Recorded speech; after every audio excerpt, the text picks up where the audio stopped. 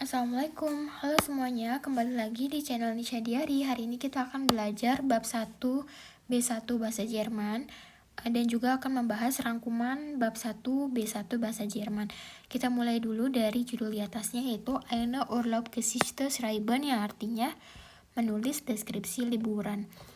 Nomor 9 artinya English Urlaub, itu akhirnya liburan. Lihatlah gambarnya dan kalian harus mencocokkannya.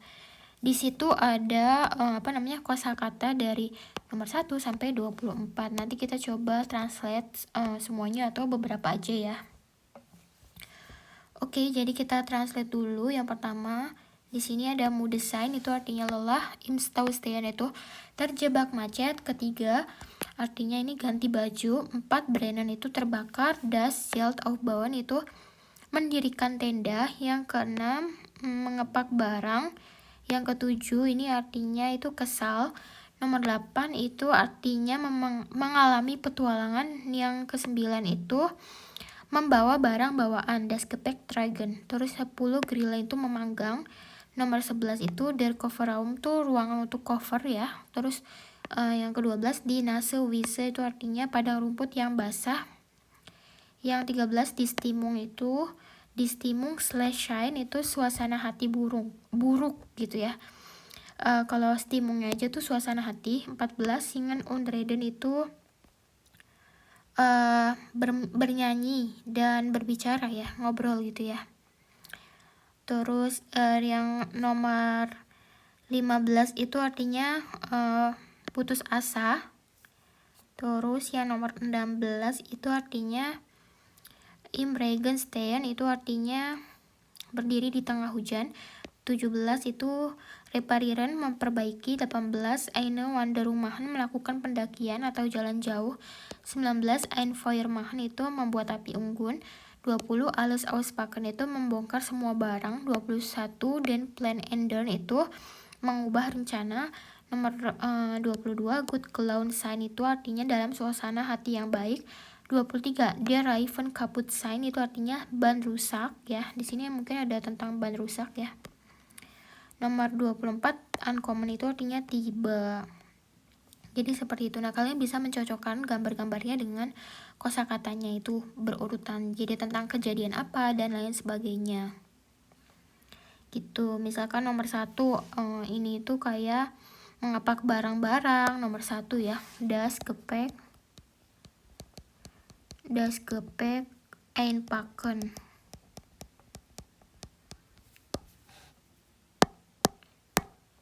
Atau das Gepäck tragen. Mengepak barang bawaan juga bisa ini ya. Oh, das yang ini das Zeug einpacken ya, dari sini. Terus kalau yang ini kelihatannya kesal gitu ya, terjebak macet, itu kalian bisa pakai kata yang genervt sein, kesal, dan juga müde sein, lelah karena im Stau stehen, ada kemacetan gitu. Terus nomor C itu mungkin ini membangun tenda ya, das Zelt auf bauen, atau ini yang hujan. Tadi kan ada kata-kata hujan, im Regen stehen, bisa jadi. Terus bebas ya, kalau ini yang tadi api unggun tadi yang brennen, atau kita pakai grillen, atau di sini ada orang lagi bernyanyi ya, mungkin pakai yang tadi Singen und Reden.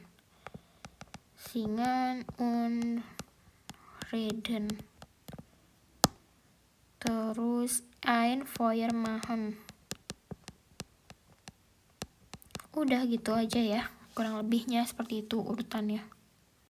Nah, sekarang kita akan mendengarkan audio dari 1.4 untuk berbicara tentang jika sesuatu tidak berjalan dengan baik gitu.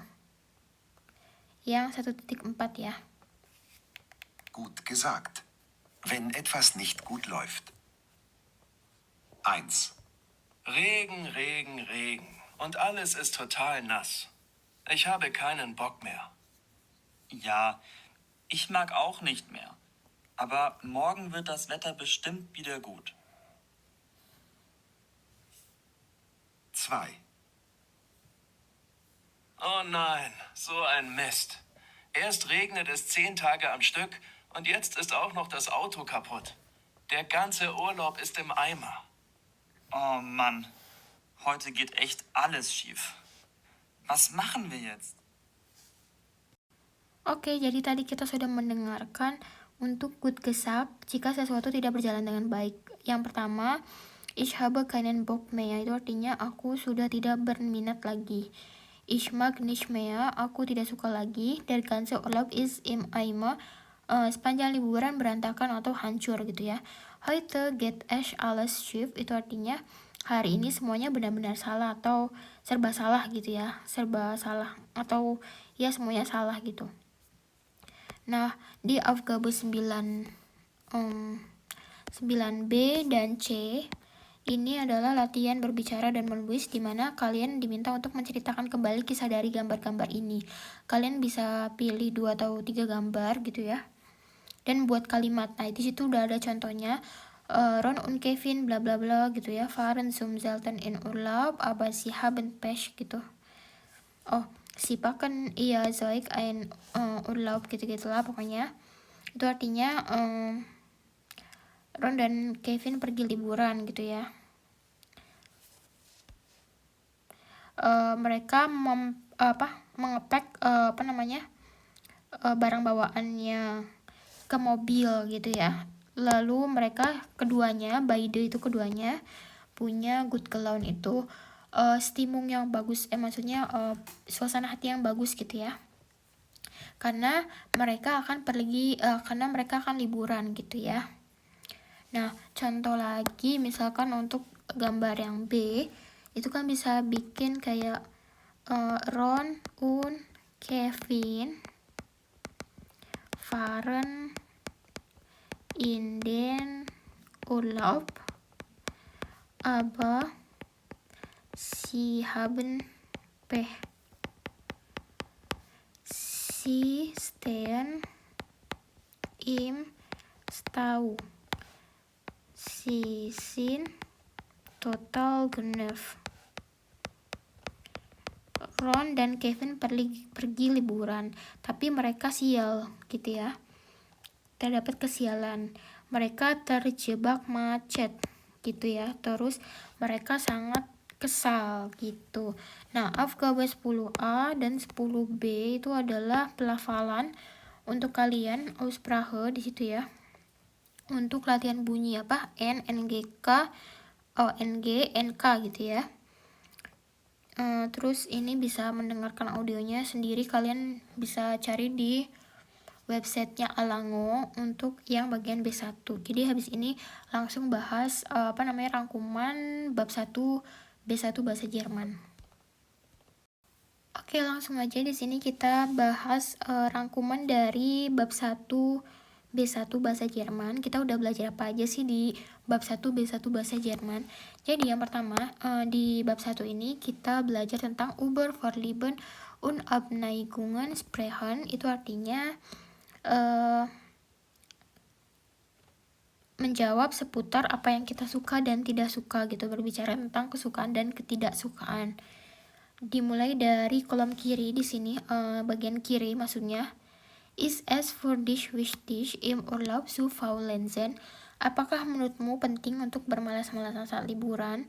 Terus, mach es dir Spaß eine Stadt zu besichtigen? Apakah menyenangkan bagimu untuk mengunjungi sebuah kota? Findest du es langweilig oder interessant oder anstrengend, entspannend am Strand zu liegen? Apakah menurutmu membosankan, menarik, melelahkan, santai untuk berbaring di pantai? Hast du Lust Sport zu machen? Apakah kamu ingin berolahraga? Hast du vor jeden Tag auszuschlafen? Apakah kamu berencana untuk tidur sampai siang setiap harinya? Planst du eine Party zu feiern? Apakah kamu berencana untuk mengadakan pesta? Versuchst du viel mit deiner Familie zusammen zu sein? Apakah kamu mencoba untuk sering bersama keluargamu gitu? Nah, perhatikan pola-polanya ya teman-teman. Di situ hampir semua pertanyaan ini menggunakan struktur infinitif mit zu yang sudah kita bahas sebelumnya. Sekarang kita lihat jawaban-jawaban singkat di sebelahnya itu ada ya, ich will mich im Urlaub immer ausruhen, itu artinya ya saya selalu ingin bersantai saat liburan. Nein, das finde ich langweilig. Tidak, menurut saya itu membosankan. Ich finde es schön, den ganzen Tag am Strand zu sein, itu artinya menurut saya menyenangkan bisa berada di pantai sepanjang hari. Nein, keine Lust. Tidak ingin, tidak ada keinginan gitu ya. Ya, ich versuche jeden Tag auszuschlafen. Ya, saya mencoba untuk tidur setiap harinya gitu ya. Terus di situ ada ein Gespräch über die Reiseplanung führen.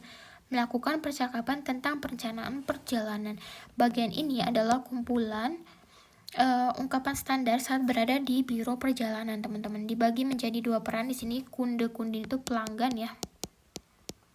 Pelanggan perempuan atau laki-laki gitu ya. Terus Reisebüro oder Mitarbeiterin gitu. Mitarbeiterin itu artinya agen ya. Ini agen perjalanannya itu untuk menanyakan gitu ya liburan yang kalian inginkan. Dari mulai ich möchte eine Reise nach buchen oder machen, itu artinya saya ingin memesan atau melakukan perjalanan kemana. Was können Sie mir empfehlen, apa yang bisa Anda rekomendasikan untuk saya. Gibt es, haben Sie noch andere Angebot, itu apa yang apakah ada penawaran lain gitu. Wo liegt das Hotel, di mana letak hotelnya, dan lain-lain. Itu pertanyaan sampai bawah ya. Lalu dijawab oleh si agen perjalanan itu kayak wohin, kemana, wann, kapan, terus berapa lama kamu ingin berpergian gitu, ingin pergi. Waren Sie schon mal in bla bla bla gitu, apakah Anda sudah pernah kemana gitu ya. Misalkan merekomendasikan apa, sangat direkomendasikan, sehr empfehlen gitu. Es gibt da ein gutes tolles Angebot, di situ ada sebuah penawaran yang bagus dan lain-lain. Lanjut, di situ ada kita bagian gramatik di B1 bab 1 bahasa Jerman. Kita udah belajar tentang infinitive mit zu ya. Nah, di sini buku ini mengkategorikannya menjadi 3 pemicu utama. Yang pertama, bestimmten Verben. Setelah kata-kata seperti ini ya, kata kerja tertentu seperti anfangen, memulai, aufhören, berhenti, sich entscheiden, memutuskan, planen, merencanakan, vergessen, lupa, versuchen, mencoba gitu ya. Vorhaben, berencana, vorschlagen, itu artinya mengusulkan. Di situ contohnya, ich habe vergessen dich anzurufen. Aku lupa menelponmu gitu ya. Terus yang kedua, Adjektiven plus sein oder finden. Setelah kata kerja plus sein atau finden, frasa yang menyatakan opini atau mendeskripsikan seperti ya, es ist gut kayak gitu ya, es ist anstrengend, interessant, langweilig, schön, spannend, wichtig, dan lain-lain. Nah, contoh di situ, es ist langweilig den ganzen Tag am Strand zu sein, itu artinya membosankan berada di pantai seharian. Nomen plus haben machen, itu artinya setelah kata benda plus haben atau machen. Ungkapan umum seperti keine Lust haben itu punya atau tidak punya keinginan. Keine Zeit haben tidak punya waktu atau punya waktu. Pas machen itu artinya menyenangkan atau tidak menyenangkan kalau pakai keinen. Contohnya, ich habe keine Zeit ins Reisebüro zu gehen. Aku tidak punya waktu untuk pergi ke biro perjalanan. Ingat 3 kategori ini untuk membuat infinitive zu. Itu bisa dari ini ya, kata-kata yang spesial, kata kerja verben yang ini, terus setelah adjektif plus sein atau finden, setelah kata benda, nomen plus haben oder machen. Oke, jadi seperti itu untuk yang infinitive mit zu. Nah, di bab 1 bahasa Jerman kita juga udah belajar tentang Nebensatz, yaitu Nebensatz da while plus ini ya, apa namanya, causal Satz, maksudnya Nebensatz mit da oder while itu causal Satz, kalimat sebab akibat. Jadi causal Satz adalah kalimat yang memberikan alasan atau Grund, alasan. Nah, da dan while itu artinya sama-sama karena, tapi berbeda. Contoh di situ, da while Rothenburg sehr bekannt ist, Melina gefällt Heringsdorf. Oh, maksudnya kesini ya. Da oder weil Rothenburg sehr bekannt ist, kommen viele Touristen in die Stadt. Yaitu karena Rothenburg sangat terkenal, banyak turis datang ke kota itu. Melina gefällt Heringsdorf weil die Strände schön sind gitu. Jadi itu aturannya kata kerja yang terkonjugasi, yaitu diletakkan paling akhir di anak kalimatnya gitu ya. Karena di sini da while-nya di depan, jadi is-nya di sini baru koma. Kalau yang ini di sini ya, while-nya di kalimat kedua, baru ininya kata kerja di bagian akhir juga sama.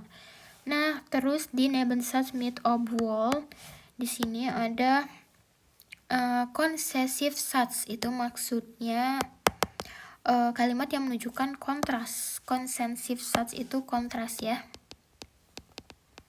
atau pertentangan. Di situ sudah ditulis ya, Widerspruch atau kontras.